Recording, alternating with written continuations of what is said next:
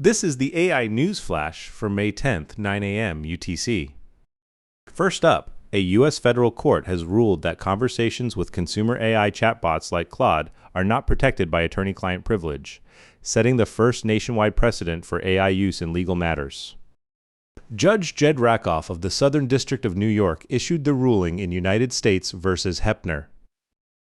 Defendant Bradley Hepner, founder and former CEO of financial services firm Beneficient, used the consumer version of Claude to analyze his legal exposure before being indicted on securities fraud charges.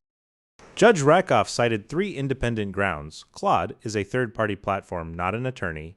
Anthropic discloses in its privacy policy that it uses inputs and outputs for training and shares data with government regulators, and the client used AI without instruction from counsel. This ruling fundamentally redefines the scope of attorney-client privilege in the AI era and has major implications for any company or individual using AI tools in litigation. Next, AI agent OpenClaw is seeing explosive consumer adoption across China, with crowds of dozens lining up in Beijing and Shenzhen for installation help.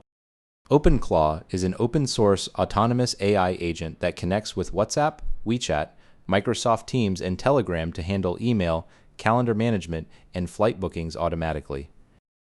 In Beijing, new refrigerator models now ship with AI features that auto-adjust food preservation modes based on freshness and send shopping notifications to users' phones.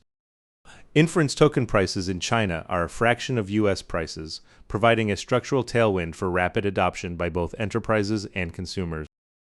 Combined with domestic AI model development since DeepSeek's breakthrough, China is pulling ahead of the US as the world's largest market for everyday AI use.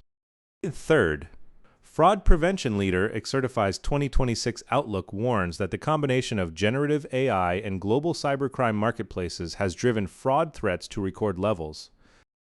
US merchants now incur an average all-in cost of $4.61 for every $1 of fraud loss, a 32% increase since 2022.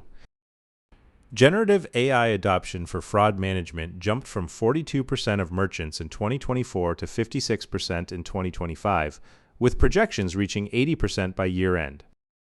As AI shopping agents proliferate, agentic commerce is emerging as a distinct fraud vector requiring entirely new signal categories and decisioning logic that legacy platforms cannot handle. According to the MRC and Visa 2025 Global E-commerce Payments and Fraud Report, 98% of merchants experienced some form of fraud in the past year, intensifying the AI arms race between attackers and defenders. Fourth, nuclear startup Nano nuclear energy and AI server giant Supermicro computer signed a memorandum of understanding to integrate Microreactor power supply with AI data centers. In next-generation AI infrastructure, power supply is becoming as critical as computing capacity, and the two companies plan to integrate on-site nuclear power from microreactors with Supermicro's AI server platforms. The goal is a flexible solution that can plug into whatever power model hyperscalers and enterprises choose at the rack scale, with hyperscalers planning $725 billion in CapEx for 2026.